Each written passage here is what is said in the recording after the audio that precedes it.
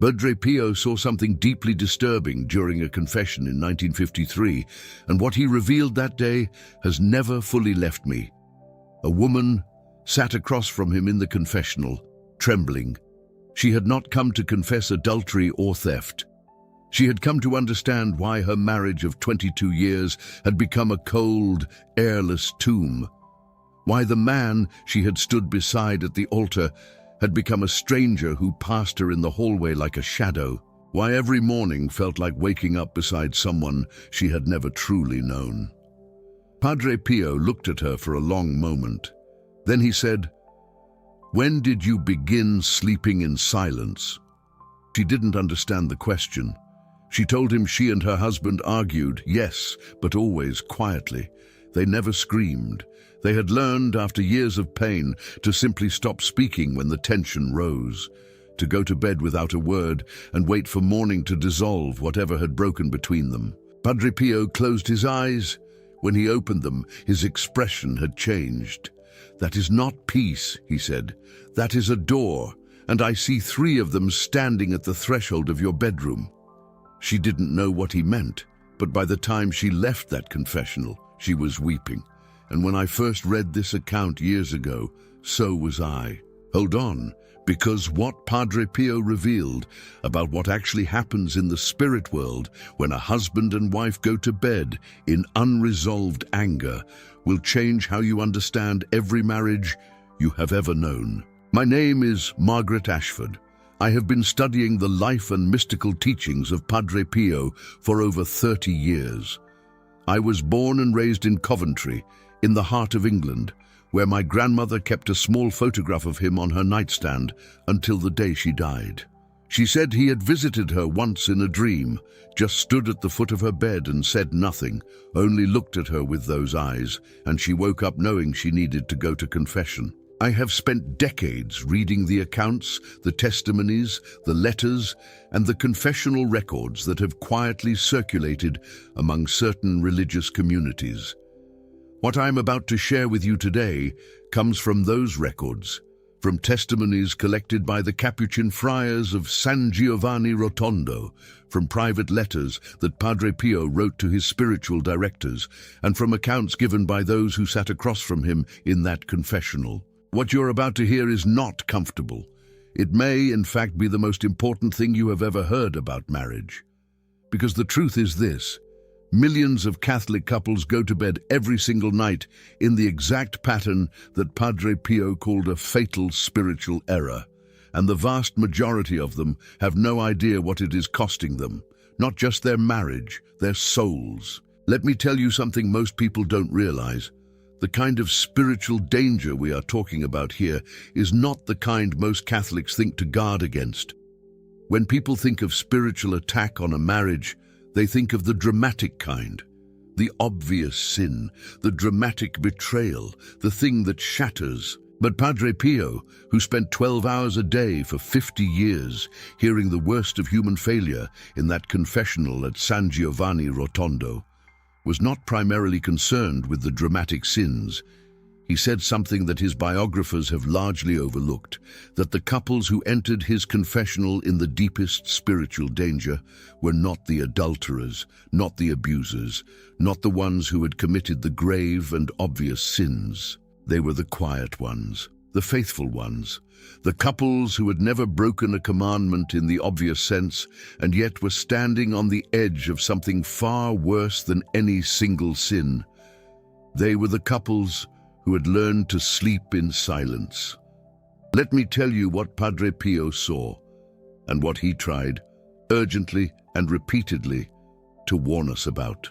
The theological foundation of what Padre Pio taught about marriage begins with something that most Catholics hear at their wedding and then largely forget: that marriage is a sacrament, not a social institution, not a legal contract, a sacrament, which means it is a channel of divine grace, a visible sign of an invisible reality, a living participation in the very covenant relationship between Christ and his church. When a man and a woman stand before the altar of God and speak their vows, something happens in the spiritual world that is entirely invisible to human eyes. Padre Pio described it more than once to his spiritual director, Padre Agostino, in letters that have since been partially published. He wrote, "Marriage is not merely a legal contract between two people. It is a spiritual fortress. God builds walls around a married couple when they receive the sacrament. Those walls are not made of stone. They are made of love, not the emotion of love, but the choice of love. And like all walls, they can be weakened from within. This is what I've seen with my own eyes in 30 years of working alongside Catholic families in crisis. It is never the dramatic betrayal that begins the unraveling. It is never the dramatic sin. It is always the small thing done habitually, in silence, night after night, that eventually hollows out the center of a marriage." Padre Pio knew this, and he tried to tell us. The spiritual fortress that God builds around a sacramental marriage has a specific vulnerability, one that the demonic world understands far better than we do. And that vulnerability is the nighttime. In the mystical theology that Padre Pio operated within, the same tradition as Saints John of the Cross and Teresa of Avila, the hours between sunset and dawn are spiritually distinct from daylight hours. The demonic forces that roam the world do so with greater latitude at night. This is not superstition. This is consistent Catholic doctrine found in the writings of the Fathers of the Church and confirmed by the exorcist tradition. Padre Pio himself battled demons at night. His cell at San Giovanni Rotondo was a site of documented physical combat. The brothers heard the blows, found him bruised in the morning, heard his cries and his prayers echoing through the stone corridors. This was not metaphorical. The night was his battlefield. And what did the demons know? They knew the same thing Padre Pio eventually made explicit to the woman in that confessional.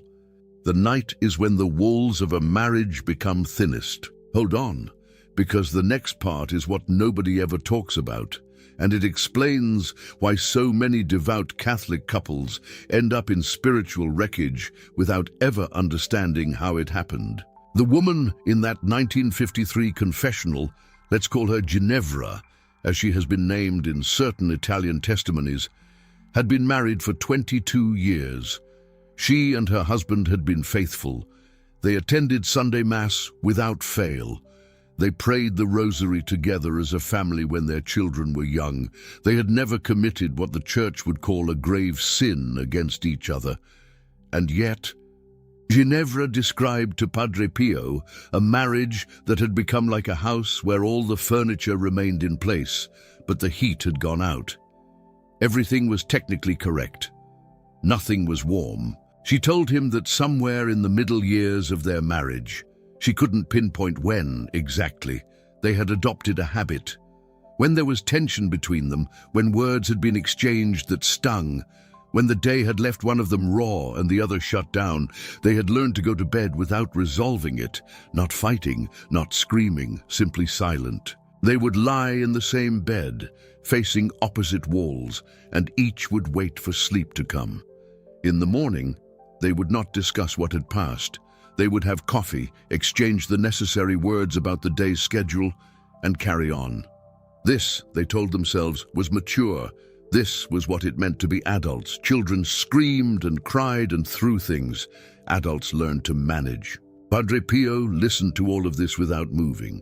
Then he asked her a question that she said she would never forget as long as she lived. "When you lie in that silence," he said, "do you ever feel a cold?" She stopped. "A cold?" she repeated. "Not of the body," he said. "A cold that begins in the center of your chest. Not anxiety, not sadness, a cold." Ginevra was quiet for a long time. Then she said, "Yes, I have felt it for years. I thought it was grief." Padre Pio shook his head. "It is not grief," he said. "Grief is natural. What you are describing is the sensation of a spiritual presence. It has been growing in your bedroom for a long time." I need you to hear this, because this is where so many Catholics make a critical mistake. They think that sin requires intention, that you must choose evil to invite evil, and in many respects this is correct. But Padre Pio's mystical understanding was more precise than that. He taught, and this is consistent with the tradition, that sin is not the only door through which the demonic enters. There is another kind of opening. Padre Pio called it the wound that refuses to close, and it is created not by malice, but by withdrawal. When love is present in a marriage, it acts as light, and as Padre Pio wrote to Padre Agostino, darkness does not invade a lit room, but a room that was once lit and has been deliberately darkened. That room attracts the dark. Silence between spouses, deliberate, habitual, unresolved silence, is not neutral. It is not the absence of something. It is the presence of something else. That something else has a name. But before I tell you what Padre Pio called it, I need to explain the mechanism, because without understanding how it works, the name alone will mean nothing to you.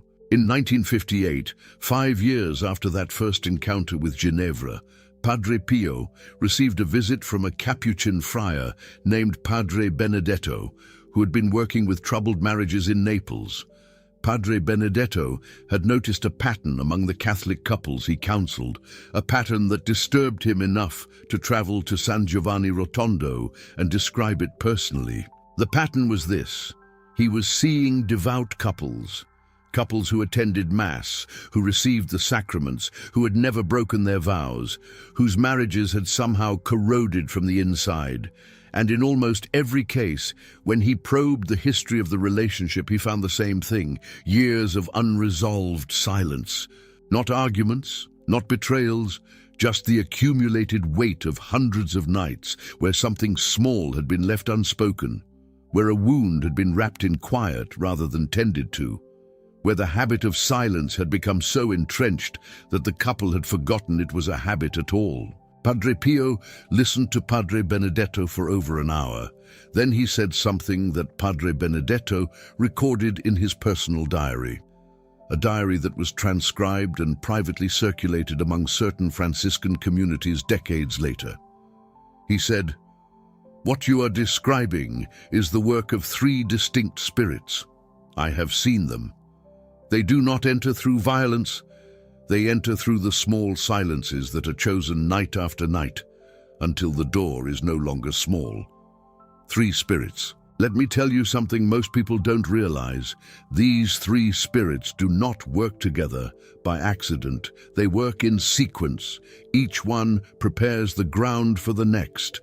And once the third has established itself, the marriage is in genuine spiritual danger, regardless of how faithful the couple has been in every other respect. The first spirit Padre Pio named is the one the tradition calls the spirit of division. Now, I want to be precise here, because imprecision on this topic leads to fear without understanding. Padre Pio was not speaking about demonic possession.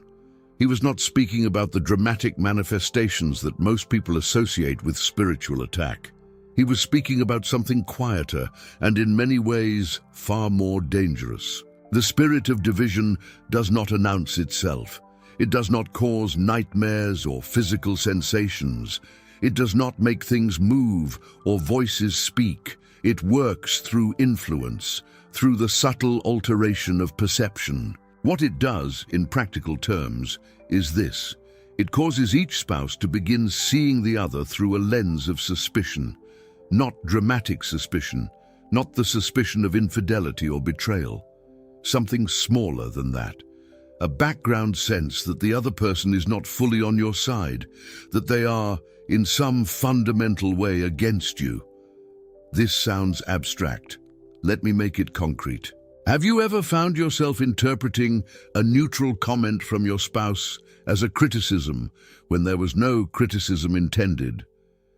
Have you ever felt a flash of irritation at something so small?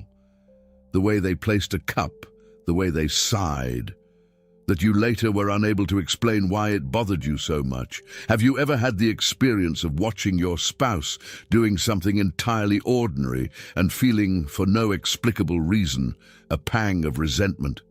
That is the first spirit working, and it can only take up residence, Padre Pio taught, in the space created by unresolved silence. This reminds me of something I witnessed in my own parish community years ago. A couple, I will not name them, but they sat 3 rows ahead of me every Sunday for over a decade with a picture of Catholic devotion. They were at every Mass, every novena, every feast day celebration. Their children were altar servers and members of the youth group. And then, in the space of about 2 years, something changed. I noticed it first in small things.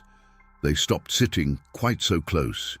He would arrive slightly before her and not look back at the door. She would slip in beside him, and neither would smile. By the time their youngest child had left for university, they were separated. When I spoke to her afterward, she was in my scripture study group. She said something that has stayed with me ever since. She said, "We never fought, we just stopped talking. And then one day, I realized I didn't know him at all, and worse, I realized I didn't want to." I believe with all my heart that what happened to that couple is exactly what Padre Pio was describing. The spirit of division had done its slow, invisible work over years of accumulated silent nights, and neither of them had noticed until it was almost too late.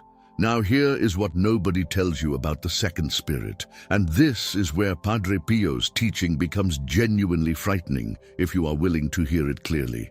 The second spirit enters only after the first has been established. Padre Pio was very specific about this in his conversation with Padre Benedetto. He said the spirits of marital destruction always work in order, always with patience, and always through what appears to be perfectly ordinary human emotion. The second spirit is what Padre Pio called the spirit of contempt. Again, not the dramatic kind, not the obvious cruelty, not the open mockery, the subtle kind, the kind that wears the disguise of indifference. Contempt in this context is not hatred, it is something quieter and colder. It is the gradual erosion of the interior respect that a spouse holds for the other. It is what happens when you look at the person you married and no longer see the sacred, no longer see the soul that God crafted and called into the world for a purpose, but see only the habitual presence, the familiar irritation, the repeated disappointment. And where does it come from? It comes from the residue of all those unspoken nights. Every time a wound is left unaddressed, it leaves a deposit, not in the heart, in something deeper than the heart, in what the mystical tradition calls the spiritual memory. And over years, these deposits accumulate. They form a film over the interior eye of the soul. And through that film, the beloved spouse can no longer be seen as they truly are. Padre Pio wrote, "A man who has contempt for his wife cannot truly receive her in his heart, even if he remains faithful to her body. And a woman who has contempt for her husband cannot truly pray beside him, even if she kneels at the same altar." This is what I've seen with my own eyes, couples who are technically still together, still practicing Catholics, and yet so profoundly separated in spirit that their shared religious life has become a performance rather than a truth. They say the words, they perform the gestures, but the channel between their souls has closed, and you might think, well, this is serious, but surely it can be addressed. Surely if a couple recognizes this, they can repent and repair. And you would be right if it stopped at the second spirit. But there is a third. Wait, because the third spirit is the one Padre Pio spoke about with the greatest gravity. The one he said, once fully established, requires something beyond ordinary prayer to dislodge. The one that most Catholic couples never know exists until it has already done its worst work. In the private record of the 1958 conversation, Padre Benedetto wrote that when he asked Padre Pio to name the third spirit, the saint paused for a long time, long enough that Padre Benedetto wondered if he would answer at all. Then Padre Pio said, "The third is the most difficult to name without causing panic, but I will try." He called it the spirit of spiritual divorce, not legal divorce, not even the decision to separate. Something that precedes all of that, something that can exist in a marriage where the couple never separates, where they go to their graves in the same house, and yet are spiritually severed from one another in a way that severs them from God as well. Spiritual divorce is the state in which the sacred covenant of marriage that fortress Padre Pio described God building around the couple has been so thoroughly breached that it no longer functions as a spiritual protection. The couple remains technically married in the eyes of the Church and the law, but the grace of the sacrament has been, in practical terms, suspended, not destroyed. The Church teaches that a valid sacramental marriage cannot be destroyed by the spouses themselves, but suspended, like a fire that has been smothered. The coals still live, but nothing burns. And in that spiritual vacuum, the demonic has free access. Padre Pio said to Padre Benedetto, "The people who frighten me most are not the obvious sinners. They come to confession. They know they have fallen. But the couple who sleep in silence year after year, who kneel together at Mass while the wall between their souls grows taller and taller, they are in grave danger, and many of them do not know it. And the danger is not only to their marriage, it is to their eternal souls." I want you to sit with that for a moment. A saint who battled demons physically, who bore the wounds of Christ on his body for 50 years, who spent 12 hours a day in the confessional hearing the worst of human sin. This man said the people who frightened him most were not the dramatic sinners. They were the quiet couples sleeping in anger. This changed everything for me. When I first read those words, I had to put the document down and sit in silence for a long while, because I understood then that what I had assumed was the safest kind of failure, the failure of silence, the failure of not quite fighting, was in Padre Pio's view among the most spiritually lethal things a married couple could do. Now let me tell you about the second case that Padre Benedetto brought to Padre Pio that day, because it illustrates the mechanism in a way that I think will make all of this very real for you. There was a couple in Naples, married 15 years, 4 children, deeply practicing Catholics. The husband was a deacon. The wife led the women's sodality at their parish. From the outside, they were the model of Catholic family life. Their home was full of holy images, their table blessed before every meal, their children taught the catechism from infancy. But Padre Benedetto had been counseling the wife privately for some months, and he had discovered something that troubled him deeply. For the last 7 years of their marriage, the couple had slept in silence after any conflict. Not every night, only after conflict. But conflict in 15 years of close domestic life is not rare. And the pattern had calcified. They had, without ever choosing it consciously, developed a rule: silence until morning. Then carry on. The wife told Padre Benedetto that she had begun to feel in recent years a specific sensation as she lay in bed beside her husband in silence. She described it as a weight, not physical, but present, as though someone else were in the room. Not frightening exactly, just there. She had mentioned it to her husband once. He had dismissed it as anxiety. When Padre Benedetto described this to Padre Pio, the saint nodded slowly. "Yes," he said, "the third spirit makes itself known that way first, through weight, through a sense of presence that cannot be accounted for." But here is what no one knew at the time of that conversation. The detail that Padre Benedetto only discovered 2 years later, when the wife came back to him in a state of complete spiritual devastation. The deacon husband had, in the 7th year of their silent nights, begun attending a different Mass, a small private chapel. He told his wife it was because he preferred the Latin rite. She accepted this. She didn't ask further. What Padre Benedetto discovered was that the husband had, in that chapel, encountered a woman who listened to him, who spoke to him, who filled the silence that had grown between him and his wife like a slow flood. Nothing physical had happened between them, at least not yet when Padre Benedetto learned of it, but the spiritual marriage had already ended. The deacon had already given his soul in every way that mattered to someone who was not his wife. And when Padre Benedetto brought this information back to Padre Pio, this time in a letter, Padre Pio wrote back 2 sentences. He wrote, "The third spirit does not cause adultery. It creates the conditions in which adultery feels like relief." I have thought about that sentence for many years, because it is perhaps the most terrifying thing I have ever read about the interior life of a marriage.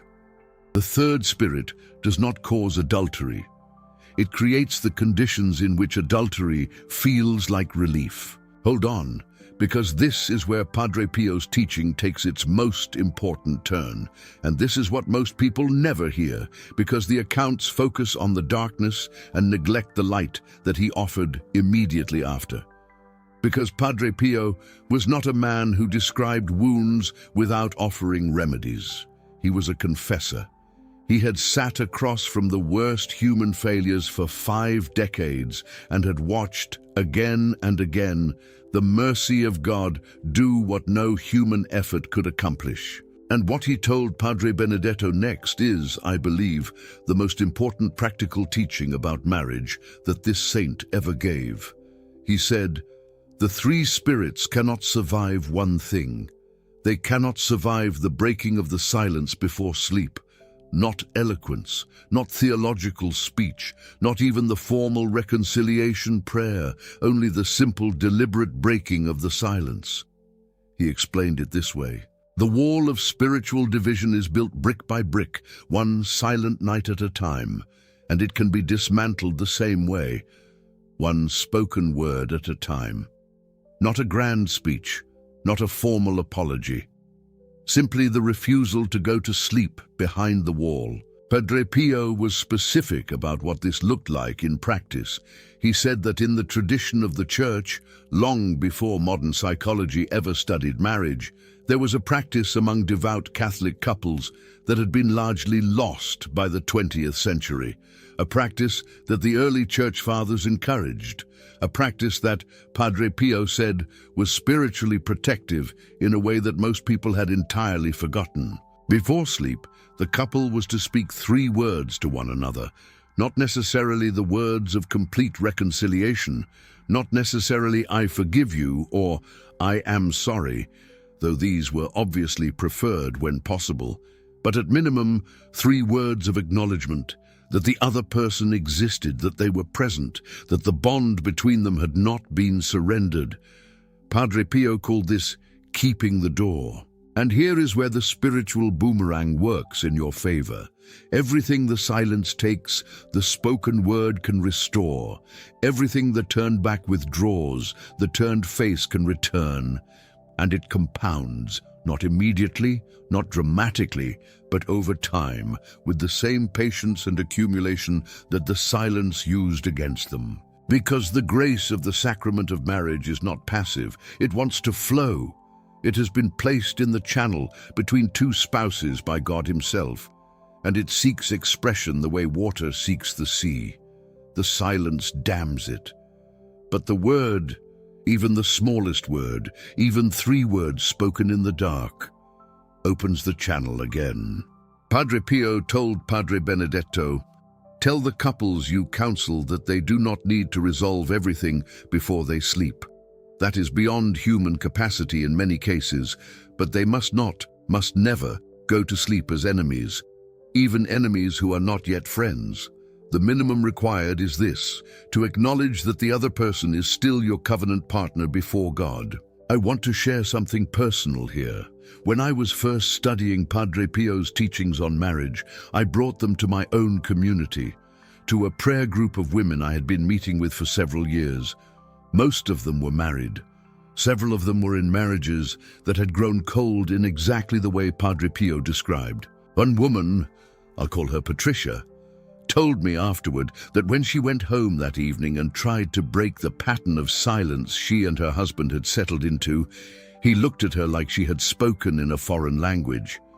They hadn't said anything real to each other before sleep in more than a decade. She said she had simply turned to him in the dark and said, "I don't want to go to sleep like this." He was silent for a long moment. Then he said, "I don't either." It was the most they had said to each other in years, and Patricia told me months later that something had shifted that night. Not everything, not immediately, but something. She said it felt like a window opening in a room that had been sealed for a very long time. That is exactly what Padre Pio was describing, the sensation of a channel reopening, the grace of the sacrament, dormant but not destroyed, moving again. Now let me return to Ginevra, the woman from 1953, because her story does not end in that confessional. Remember what Padre Pio told her, that there were 3 spirits standing at the threshold of her bedroom. Remember the cold she had felt for years that she had mistaken for grief. Remember the 22 years of accumulated silence that had built the walls Padre Pio could see in the spiritual world. After he told her these things, Ginevra asked him what she should do. She was terrified. She understood now the gravity of what had accumulated over those years. Padre Pio gave her 3 specific instructions, and these instructions have been preserved in the account that circulated among the Capuchin communities. The first instruction was this: go home tonight and speak to your husband before you sleep, not about the problem, not about the history, not about the years of silence. Simply say, "I love you," even if it feels wrong, even if it feels false, even if you cannot currently feel the truth of the words. Say them. Padre Pio said, the words are not a lie. The love is still there. It has simply been buried. The words will find it. The second instruction was to pray the rosary together, not side by side in silence, but together, holding the same rosary if possible. And if her husband refused, and Padre Pio acknowledged he might, to pray it alone, but audibly in the shared bedroom, so that he could hear it. The third instruction was this: every night for 30 consecutive days, before you turn off the light, say aloud, "Saint Michael the Archangel, defend this marriage," just that. Nothing more elaborate. Padre Pio said, you have opened 3 doors through years of silence. You will not close them in one night, but you will close them, and Saint Michael will stand guard while you do. Ginevra's account, as it was later collected by the Capuchin friars, records what happened over the following weeks. She went home that night and said the words. Her husband looked at her, startled, disarmed, uncertain. He said nothing immediately, but he didn't turn away. The next night, she said them again, and the night after that. On the 5th night, her husband said, "I love you too. I don't know what's happening, but I love you too." And on the 8th night, they prayed the rosary together for the first time in 11 years. Ginevra wrote in a letter to a Capuchin friar 2 years later, "I don't know how to describe what changed. It wasn't dramatic. There was no single moment of healing. It was more like the cold slowly left. And I realized at some point that I hadn't felt it in months. The room felt like ours again. The spirit of division dismantled. The spirit of contempt dissolved. The spirit of spiritual divorce driven back, not by extraordinary means, not by exorcism or formal spiritual warfare, by 3 words spoken in the dark before sleep, by a rosary prayed in a shared room, by the name of Saint Michael spoken over a marriage that had been left open to the night. You just discovered something that took me 30 years of study to fully understand, and something that most Catholic couples never hear in an entire lifetime of attending Mass.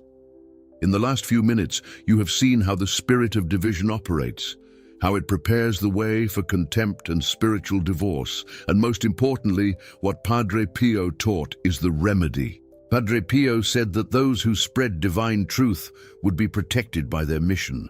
These revelations, from confessional accounts, from private letters, from documents circulated only within Franciscan communities, have been hidden not through malice, but through neglect. And neglect in spiritual matters is a form of loss. The Super Thanks button below is not just a way to support this channel. It is a way of saying these truths need to keep reaching the couples who are lying in silent beds right now, who are feeling that cold without knowing its name, who are losing their marriages one silent night at a time. Padre Pio's protection was never meant to stay locked in archives. It was meant to reach you. You are not just a viewer. You are a guardian of Padre Pio's revelations. Become part of those who keep these truths alive for the souls who need them most. Now I want to give you something practical, something you can do tonight, regardless of the state of your marriage, whether it is thriving or in crisis, whether you are in the silence of a cold bedroom or simply want to protect what you have. Padre Pio's teaching on marriage was always grounded in the specific and the concrete. He did not deal in vague spiritual encouragements. He gave instructions. Here are 5 of them, drawn from multiple accounts of his pastoral guidance on marriage. The first instruction, the 3 words before sleep. Every night, not only after arguments, not only when things are difficult, but every night, turn to your spouse before sleep and say 3 words of acknowledgement. The minimum is, I love you. But Padre Pio also suggested, God is with us, or simply, I'm here. The specific words matter less than the act of turning toward, the act of refusing deliberately and consciously to go to sleep behind the wall. This is not a guarantee that all difficulties will be resolved. It is not a magic formula. It is the spiritual maintenance that keeps the channel of sacramental grace open and flowing between you. Think of it as tending a flame. You do not need to build a bonfire every night. You only need to ensure the flame is not extinguished. The second instruction, the nightly protection prayer. Padre Pio recommended, not just for troubled marriages, but for all sacramental marriages, a simple nightly blessing of the marital bedroom.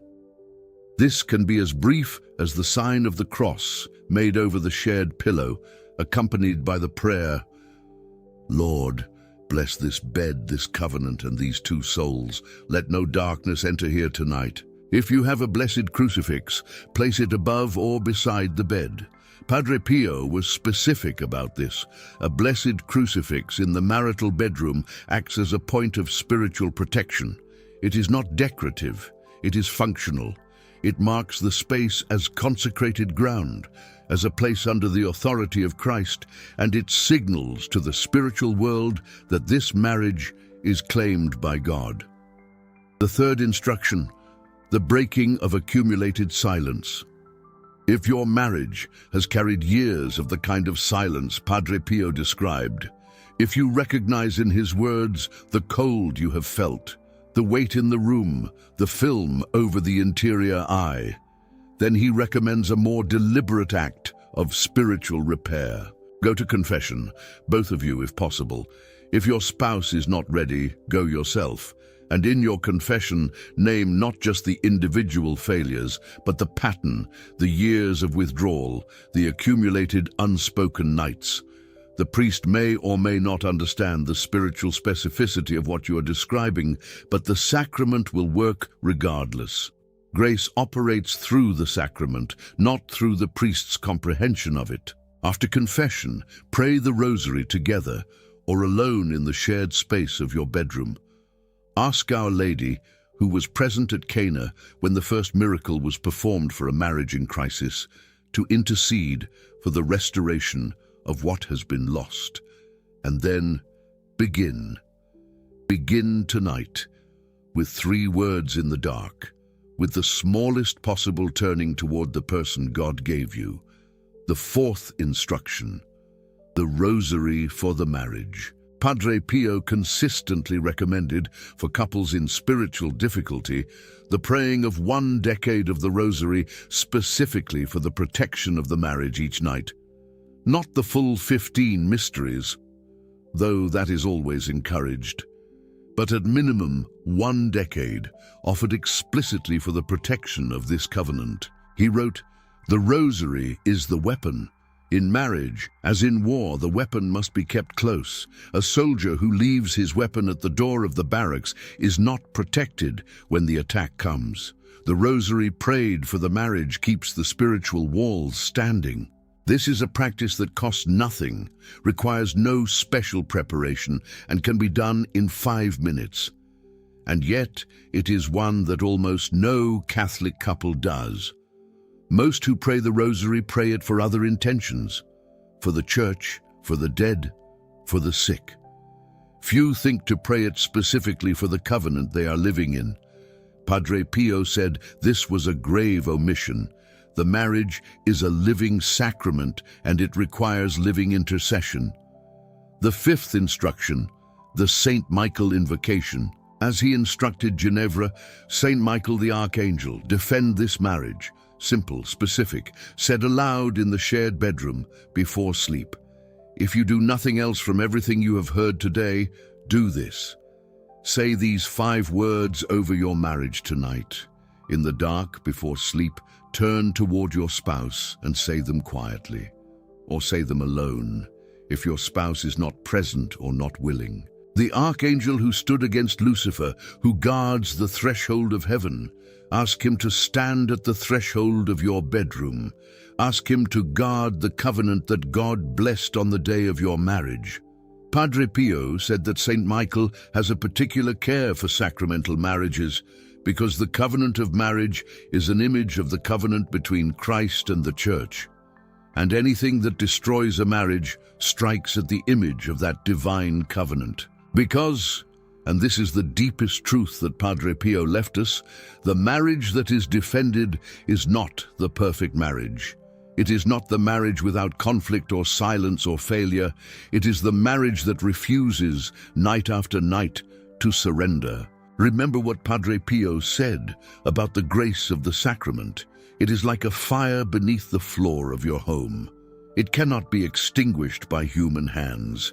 It can only be smothered.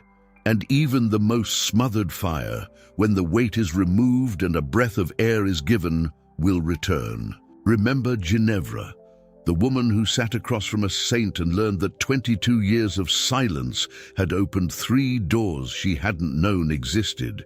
She didn't leave that confessional and fix everything in a day. She left with 5 words, a rosary, and a saint's name. And 2 years later she wrote to the Capuchin community and said, "The room is warm again." That is what is available to you. Not the dramatic transformation, not the instant restoration, but the slow, accumulating warmth of a channel reopened, a grace restored, a marriage that remembers what it was made of. Remember the cold that Padre Pio described, the cold that Ginevra had felt for years without understanding its name. Remember the 3 spirits that enter through the small silences chosen night after night. Remember that the same patience they used against the marriage can be used to rebuild it.